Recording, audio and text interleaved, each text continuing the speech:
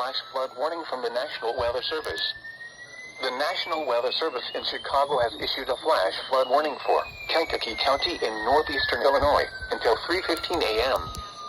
At 10:10 p.m., Doppler radar indicated thunderstorms producing very heavy rain across the warned area. Up to 2 to 3 inches of rain have already fallen in portions of the warned area.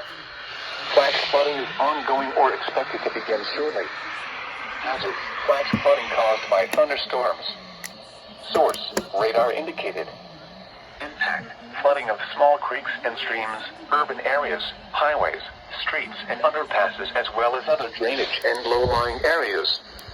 Some locations that will experience flooding include Kankakee, Bourbonnais, Bradley, Manteno, Moments, Grant Park, St. Anne, Aroma Park, Hopkins Park, Sun River Terrace, and Bonfield.